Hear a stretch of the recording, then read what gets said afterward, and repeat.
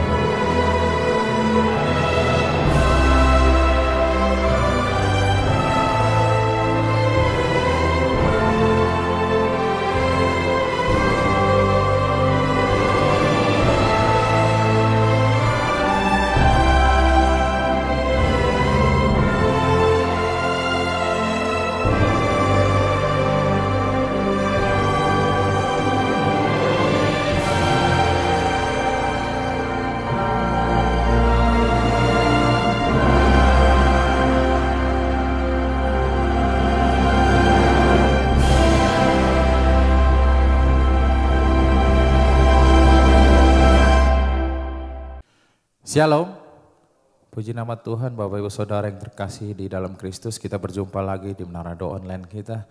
Saya percaya ada berkat-berkat yang Tuhan sediakan bagi setiap orang yang datang mencari Tuhan. Mari kita siapkan hati kita akan tundukkan kepala, kita naikkan doa kita. Terpujilah Engkau Allah kami yang hidup, Bapa, di dalam nama Tuhan Yesus Kristus. Kami tahu ya Bapa, Engkau maha melihat ya Tuhan Yesus. Engkau sangat mengasihi orang-orang yang datang mencari Engkau ya Bapa. Ini saatnya ya Tuhan Yesus, kami datang kepada Engkau tersungkur di bawah kaki-Mu Yesus. Kami hanya ingin bercerita kepada Engkau ya Bapa setiap apa yang kami hadapi ya Tuhan Yesus. Kami percaya ya Bapa, ada pertolongan-Mu, ada tangan kasih-Mu bagi setiap kami. Ya Bapa, kami akan masuk di dalam hadirat-Mu melalui puji-pujian kami ya Bapa. Biarlah berkenan kepada Engkau ya Bapa. Kami hanya ingin menyembah Engkau ya Bapa. Kami siap beribadah hanya di dalam nama Tuhan Yesus Kristus.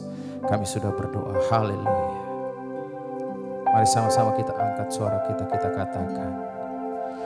Sebab ada Tuhan yang hidup, maka jiwaku tenang. Kasih-Nya sanggup mengubahkan segala ketakutan. Ku berseru, Yesus, Yesus, sahabatku,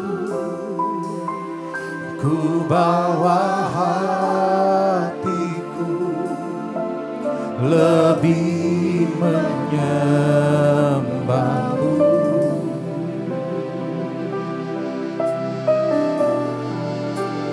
Ku berseru,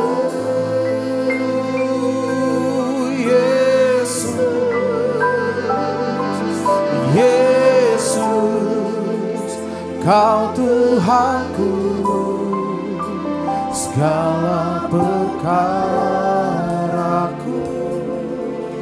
ku serahkan padamu. Mari sama-sama lebih dalam lagi bersembah dia katakan. Sebab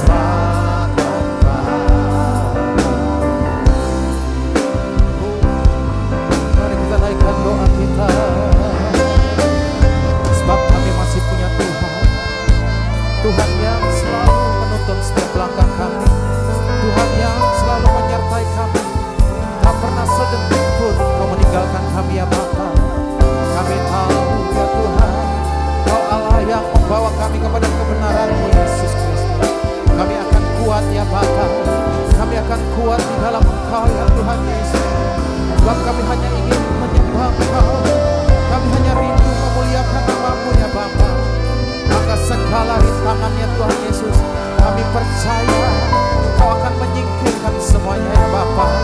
Hanya kemuliaan bagi Engkau ya Tuhan Yesus.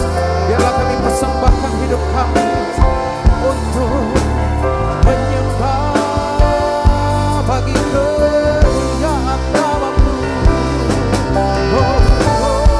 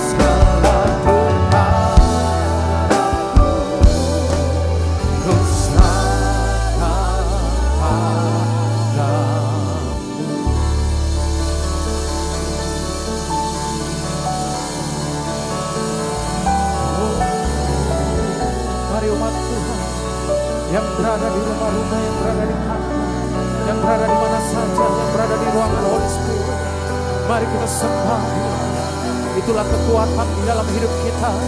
Pada saat kita menyembah Dia di dalam hadirat-Nya, Dia akan berbicara kepada kita, memberi kita kekuatan yang baru, menyegarkan jiwa kita. Kita sembah hanya satu-satunya Tuhan, kekuatan kami.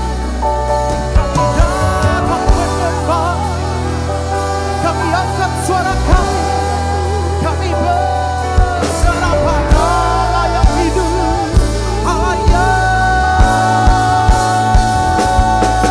menopang hidup kami.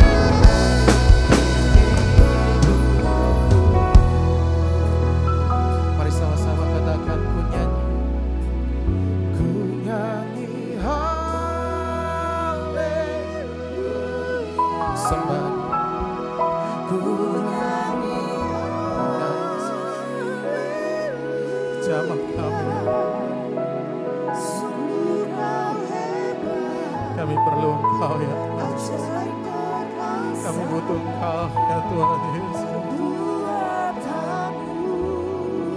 Kami mau menyembah Engkau apapun yang terjadi di hidup kami Yesus. Ku nyanyi haleluya. Kami akan tetap berkata ku nyanyi haleluya. Sungguh Kau hebat, ajaib perkasa, berbuat baru.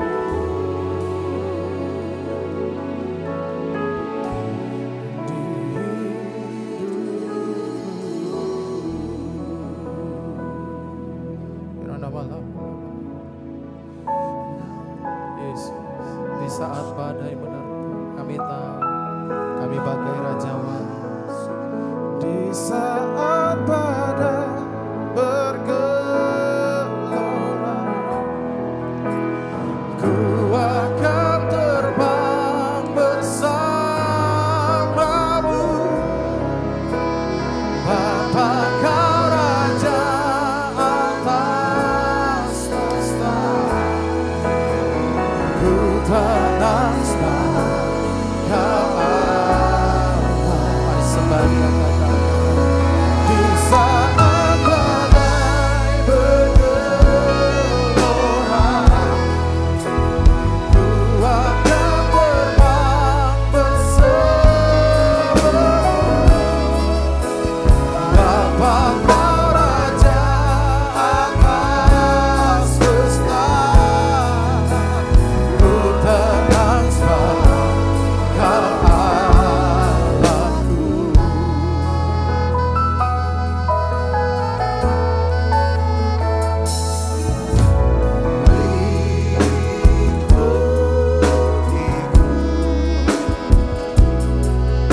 Dekat sayapmu,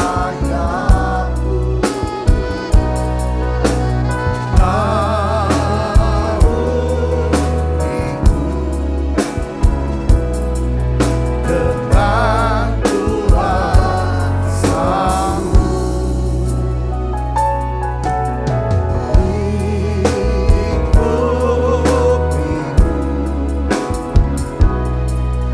Dekat sayapmu,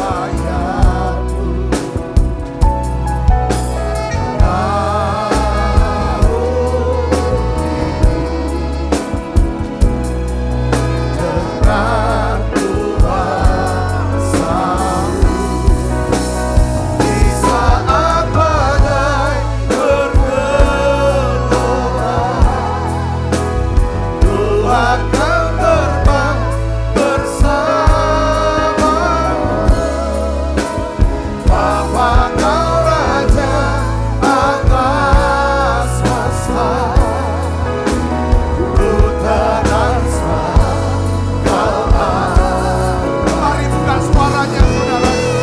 Bersama badai Tuhan Yesus, ku akan terbang bersamamu. Bapa Kau Raja atas semesta, ku tenang sebab Kau Allahku. Ku tenang sebab Kau Allahku. Ku tenang sebab Kau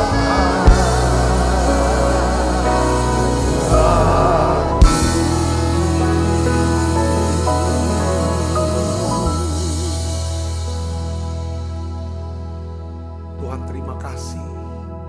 Tuhan pimpin sampai hari ini gerejamu, pelayanan menara doa ini Tuhan.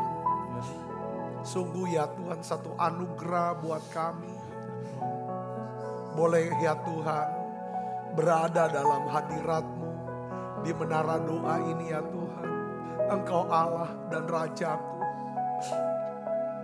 Engkau Tuhan, sungguh aku kagum akan perbuatan-Mu yang ajaib.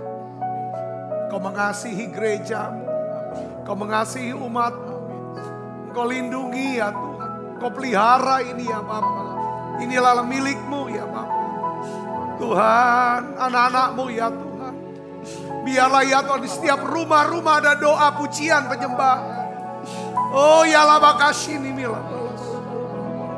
Mari saudaraku angkat suaranya. Oh ya lama sembah Dia.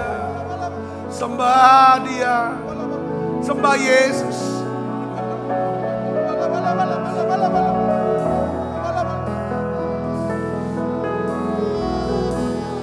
Engkau Allah dan Raja,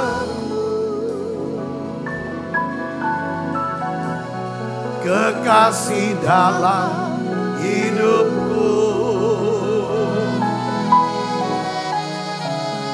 Engkau segalanya bagiku.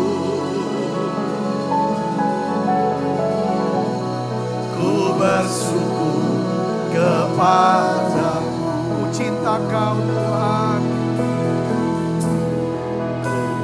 Cinta Kau Yesus. Hanya Engkau bagiku Yesus.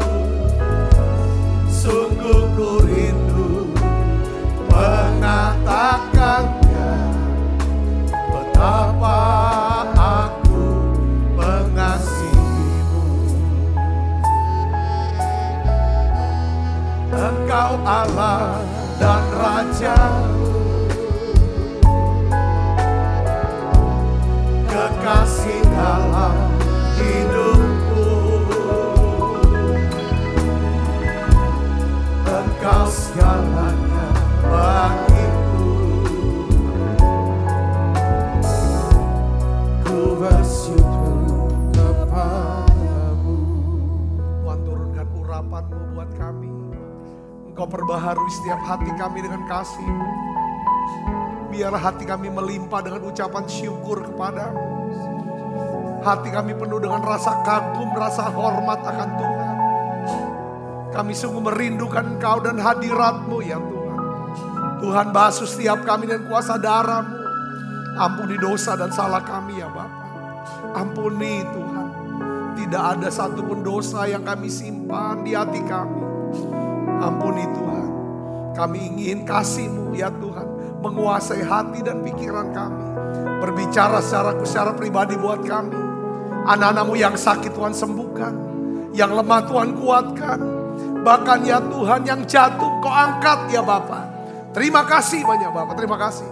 Urapi hamba-Mu untuk dapat menyampaikan pesan firman-Mu dengan bahasa yang sederhana dan mudah dimengerti. Dalam nama Yesus, semoga kita yang siap menerima firman, hati gembira, sama-sama katakan amin. Tangan yang meriah. Silakan kembali Ibu Bapak. Shalom saudara. Saya ingin sharingkan untuk hari ini ya. Untuk kita coba untuk melihat ya tentang kekekalan. Ya. Kalau kita bisa melihat satu gambaran yang besar dalam hidup kita nggak akan pernah teralihkan atau terdistract fokus kita. Ya kan? Dengan hal-hal yang kecil, yang sepele, yang sifatnya sementara dan fana. Dalam hidup kita yang kita perhatikan apa? Gimana gunakan waktu, tenaga, segala macam. Cari duit, gimana caranya bisa dapat sebanyak-banyaknya. Mencapai setinggi-tinggi dan segala macam. Itu perlu. Itu kita butuh. Tapi kalau ini akhirnya membuat kita nggak dapatkan kekekalan, buat apa?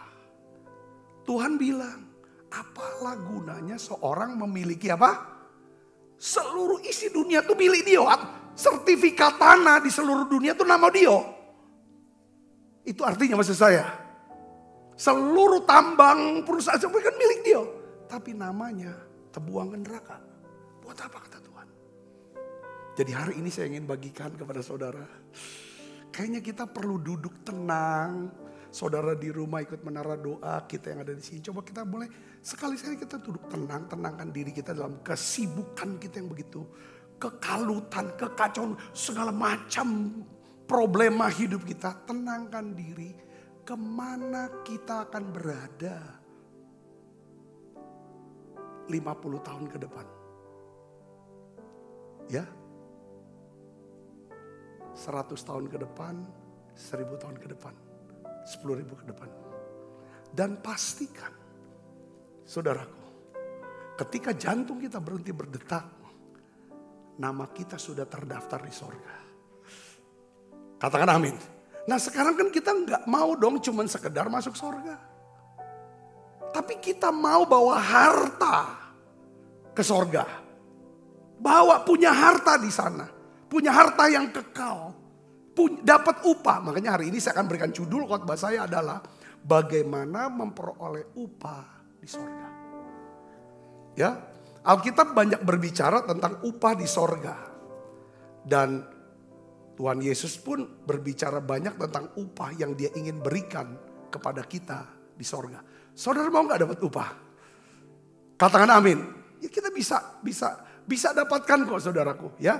Nah Matius 6 ayat 20 ini dasarnya. Ini nasihat Tuhan kepada kita. Ya kita baca sama-sama yuk. 1, 2, 3. Tetapi kumpulkanlah bagimu harta di surga. Di surga ngengat dan karat tidak merusaknya. Dan pencuri tidak membongkar serta mencurinya. Jadi Tuhan minta kita, saudara, kumpulkan bagi kita harta di mana? Harta di surga. Saudara, kenapa? Itu kekal, itu awet. Ya, saudara yakin deh, kita harus percaya deh. Tuhan tuh memang serius ingin memberikan kita upah. Ingin memberikan upah yang besar di surga. Setuju saudara, katakan amin. Percaya. Karena Tuhan kita ini Tuhan yang murah hati. Tuhan kita bukanlah seperti orang yang kikir. Yang tidak ingin memberikan miliknya kepada siapapun. Tuhan kita adalah Tuhan yang murah hati. Dia ingin anak-anaknya memperoleh upah di surga. Ini dulu saudara, saya tuh ingin. Alasan saya dari pengusaha menjadi pendeta full time. Pengusaha juga dulu saya melayani di gereja. Dari sejak muda saya sudah melayani. Tujuannya adalah karena pertama Tuhan panggil saya. Kedua, saya ingin punya harta di surga. Saya gak bangga dengan harta di dunia. Saudaraku itu saya udah lihat. Saudaraku enggak silau gitu. Maksudnya kan, gitu. Karena saya tahu ada harta yang Tuhan siapkan buat setiap kita. Saudara bisa ngerti. Nah sekarang pertanyaannya gimana caranya kita menerima ya kan upah atau harta di surga itu. Bagaimana cara kita menyimpan harta di surga. Karena sekarang nih ya saudara jujur ya. Ya dengan keadaan sekarang. Deflasi kan udah 5 bulan terakhir itu deflasi turun. Deflasi ngalami turun. Terus ke depan ini ekonomi dunia itu makin merosot. Perang di Ukraina, perang di Timur Tengah. Prediksi-prediksi itu akan terjadi. Saya semacam 2030 tuh masa yang dimana tuh kayak ini perkiraan orang ahli 2030 itu masa resesi yang cukup besar, cukup dalam. Hamba-hamba Tuhan bilang, Yesus kan naik ke surganya, amanat agung digongkan kan tahun berapa? Tahun 33. Betul kan? Kelahiran Yesus dihitung sebagai permulaan daripada sejarah Masehi, tahun Masehi, betul gak saudara? Kan? Jadi Yesus naik ke surga tahun 33, umur 33 tahun. Jadi itu tahun 33. Jadi 2000 tahun daripada pencanangan amanat agung. Semua hamba Tuhan berkata, itu akan selesai. Itu tahun berapa? 2033. Nah para ahli ini bicara, ini bukan orang Kristen. Tahun 2030 itu akan menjadi masa krisis besar. Itu jadi 3 tahun kan. Separuh daripada masa anti Kristus. Kita nggak, saya maaf, jangan saudara salah. Saya nggak bilang Tuhan datang 2033, sesat nanti. Tapi poin yang saya mau omongin adalah kenapa dengan waktu yang singkat ini, ya kan? Ayo kita berlomba-lomba menangkan jiwa, selesaikan amanat agung. Saudaraku, supaya kita bisa punya harta di surga, punya upah yang di surga. Nah sekarang pertanyaannya, gimana caranya kita bisa menerima upah di surga? Ya kan? Caranya gimana? Ya kita investasikan. Yang pertama adalah kita menerima upah di surga berdasarkan apa? Investasi kita di dalam kekekalan. Investasi kita dalam kerajaan Allah. Katakan amin.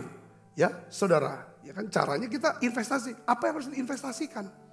Saudaraku, waktu kita, bakat kita, uang kita investasikan untuk kerajaan Allah. Selama sisa hidup kita. Ayo saudara melayani Tuhan. Katakan amin.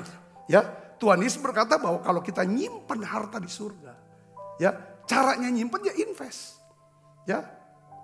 Itu harta itu bisa bertahan selamanya. Harta itu tidak bisa dirusak oleh ngengat dan karat.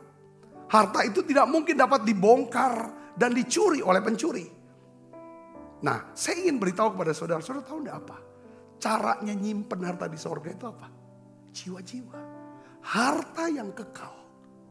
Sesuatu yang kekal itu cuma 3. Tuhan itu kekal, firman Tuhan itu kekal, dan jiwa kita kekal. Saudara, ya. Jadi harta terbesar, harta yang sesungguhnya. Tuhan bilang harta yang sesungguhnya. Barang siapa setia kepada mamon yang tidak jujur, maka dia akan dipercayakan harta yang sesungguhnya.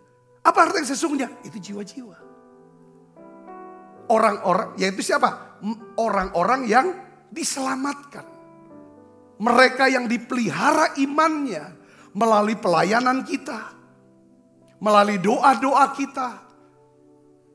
Melalui pengorbanan kita. Melalui persembahan uang kita. Saudaraku, itu mereka adalah harta yang terbesar. Saya ingin kasih tahu. Makanya pada waktu Yesus mengakhiri ceritanya tentang ya bendahara yang tidak jujur. Tuhan tuh menutup cerita ini dan mengucapkan sebuah perkataan penting. Coba kita baca. Lukas 16 ayat 9. Ini perkataan Yesus.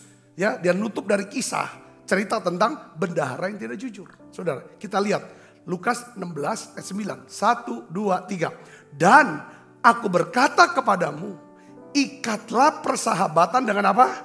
Mempergunakan mamon yang tidak jujur. Supaya jika mamon itu tidak dapat menolong lagi, kamu diterima di dalam kemah abadi. Nah, saya dapatkan saudaraku satu terjemahan Alkitab yang lebih bisa menjelaskan kepada kita, saudara, dari New Living Translation dalam bahasa Inggris, tapi saya sudah terjemahkan dalam bahasa Indonesia versi saya. Saya akan bacakan gini saudara, ini ayatnya saudara. Ya kita baca ya. Inilah pelajarannya kata Tuhan. Ya, gunakanlah harta duniawi.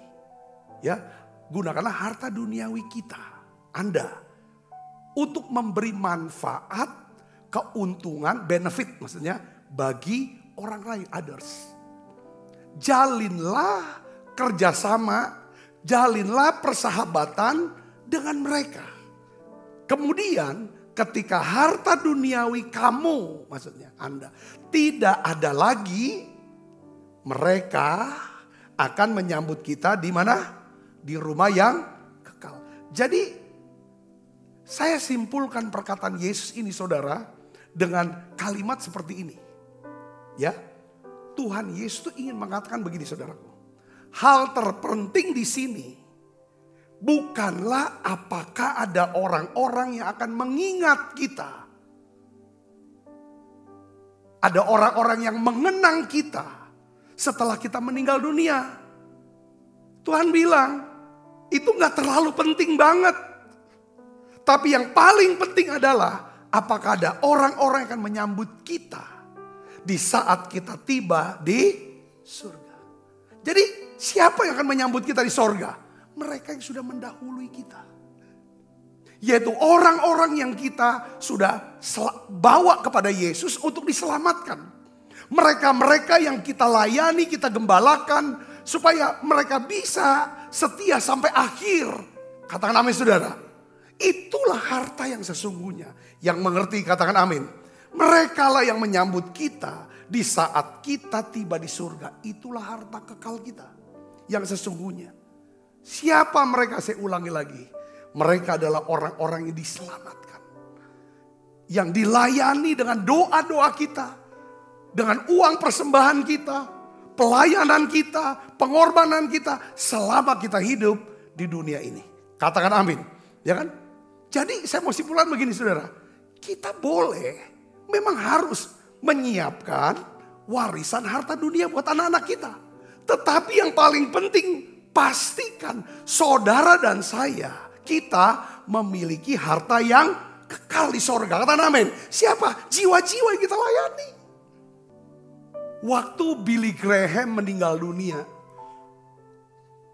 saudara, banyak sekali meme atau gambar di mana Billy Graham dengan pakai jas, pakai apa saudara? Pakai jas bawa Alkitab, itu mau masuk pintu surga, itu rame. Yang mau nyambut gitu loh, welcome, selamat datang di surga. Itu harta yang harus kita kejar. Itu harta yang kita cari. Katakan amin saudara. Ya, kita tuh diingat, dikenang paling banter berapa lama? Seminggu, sebulan, setahun. Coba saya mau tanya. Kita yang usia 60 tahun, 70 tahun yang orang tua kita sudah meninggal waktu kita masih muda. Apa kita masih ingat? Kadang lupa. Lupa saudaraku. Jangan cuma mau cari supaya diingat. Yang penting ada yang nyambut dah. Itulah harta kita. Amin saudara, itu harta yang kita kejar. Kita enggak, dan juga pada waktu kita menjelang akhir hidup kita. Saya tuh enggak pernah lihat yang saya doain untuk orang mau meninggal. Berapa banyak tuh saya ini kan. Enggak bilang Pak Sabta tolong minta keluarga aku. Ya kan, coba ambilin sertifikat deposito aku. Dah ganti. Aku ijazah nih. Aku punya penghargaan pihak baru. Suruh ambilin Pak Sabta, enggak ada. Dia cuman ingin kalau pajak keluarga itu ngumpul. Nyanyi doa balik. Lalu sekarang kita mau, apa yang kita mau cari nih? Kita kadang-kadang ini hari ini pasti akan datang. Amin saudara. Amin, ini pasti datang punya.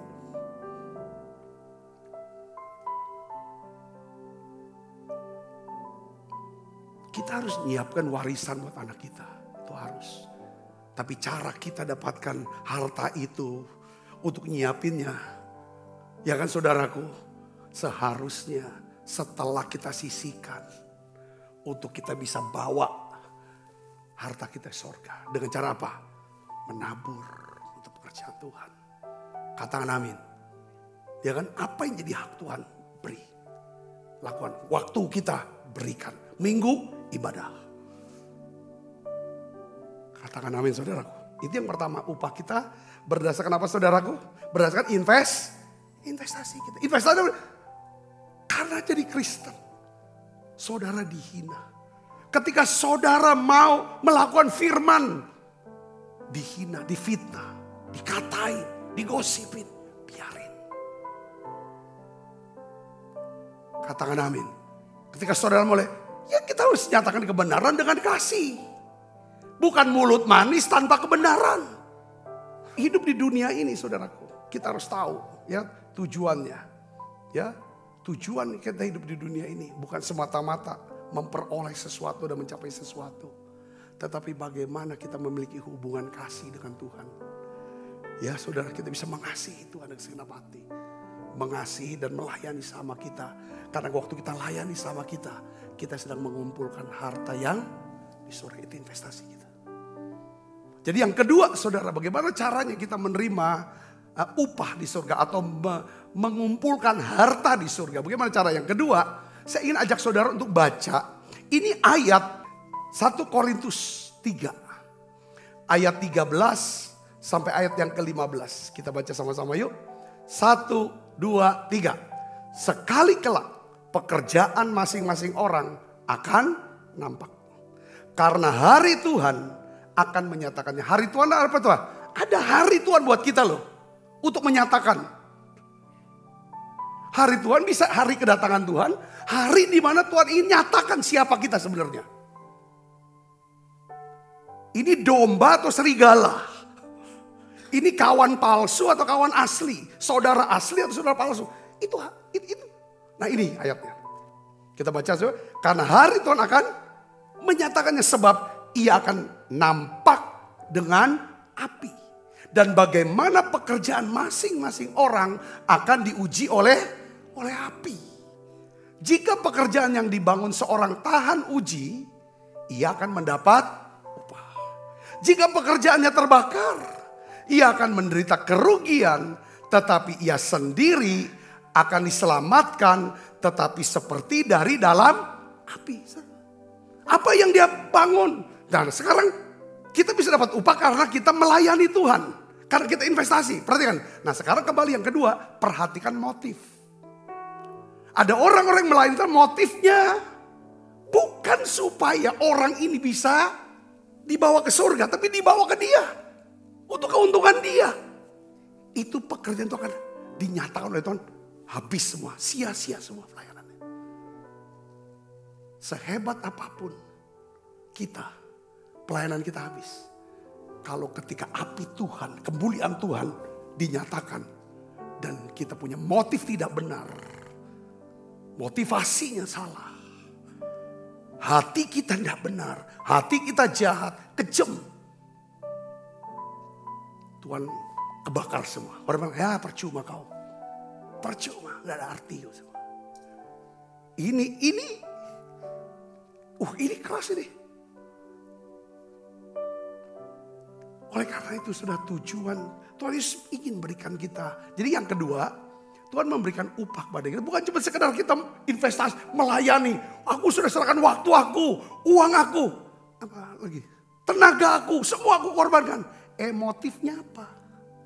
Kau dirikan kerajaanmu atau kerajaan Allah? Selama kamu melayani, apakah benar-benar melayani dengan hati nurani yang murni untuk Tuhan atau dan di hadapan manusia? Apa untuk tidak tulus? Nah yang kedua, jadi upah itu baru diberikan kalau nanti ada yang uji. Hari Tuhan akan mengujinya. Katakan amin. Dia sekarang ini sudah turun, saudaraku. Api Tuhan. Karena tujuan hidup di dunia bukanlah semata-mata tentang bagaimana memperoleh sesuatu. Mencapai sesuatu. Ya, tetapi hidup di dunia ini adalah tentang bagaimana belajar untuk hidup benar di hadapan Tuhan. Hidup damai dengan semua orang. Dan bersukacita senantiasa. Jadi Tuhan tuh sering udah bagi, saudaraku. Nah ini poin di sana. Ya saudara, ya kan? Saudara diberkati dengan pesan ini.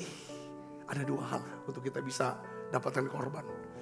Dapatkan upah dari Tuhan. Yang pertama adalah saudara investasikan hidup kita. Investasikan hidup kita untuk Tuhan. Semata-mata bukan karena duit. Bukan karena untuk harta. Bukan karena untuk popularitas. Bukan untuk kekuasaan. Bukan untuk ketenaran, untuk nama. Bukan itu. Semata-mata aku hanya ingin menyenangkan hati Tuhan. Saudara, yang kedua, kalau motivasi kita benar, maka kita akan dapat. Yuk kita bangkit berdiri, kita berdoa.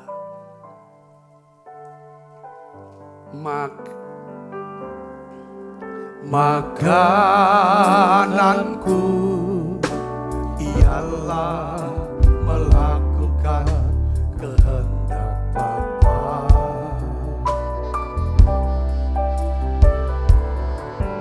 Makananku ialah menyelesaikan pekerjaannya.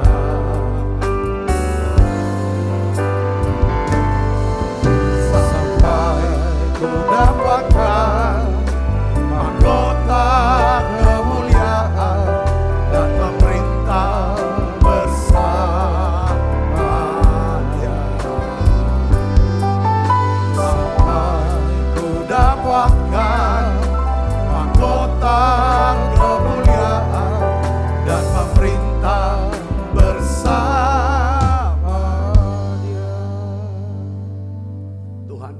kasih untuk firman.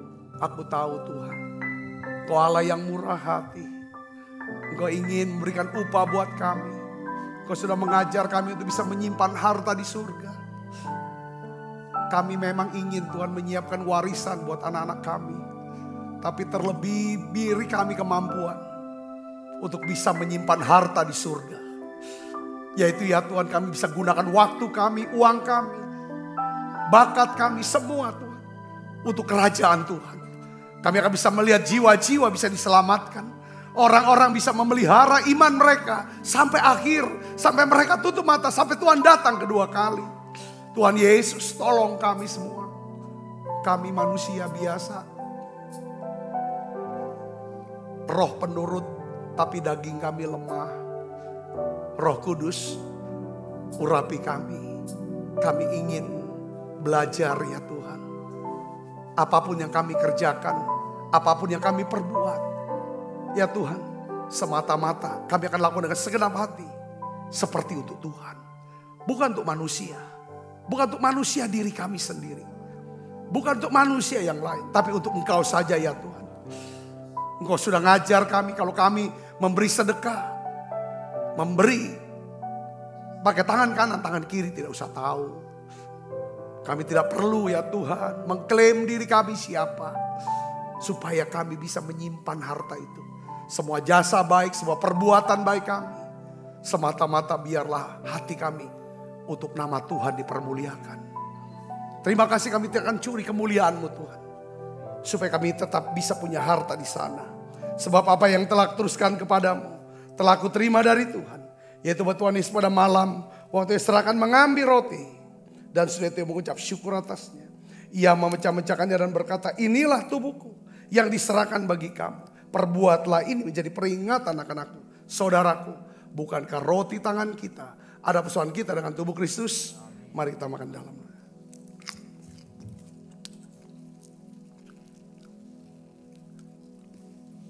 Angkat cawan. Demikian juga mengambil cawan sesudah makan lalu berkata, cawan ini perjanjian baru yang dimeteraikan oleh darahku. Perbuatlah ini setiap kali kamu meminumnya menjadi peringatan akan aku. Saudaraku, bukan cawan perjanjian ini yang atasnya kita ucapkan syukur ada persoalan kita dengan darah Kristus. Mari minum dalam.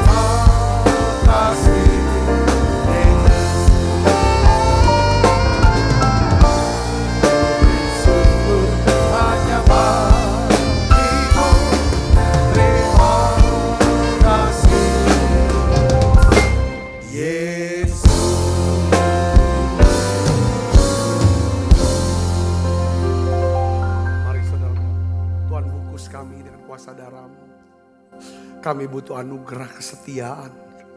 Kami bisa setia sampai akhir. Engkau berikan hati nurani yang murni.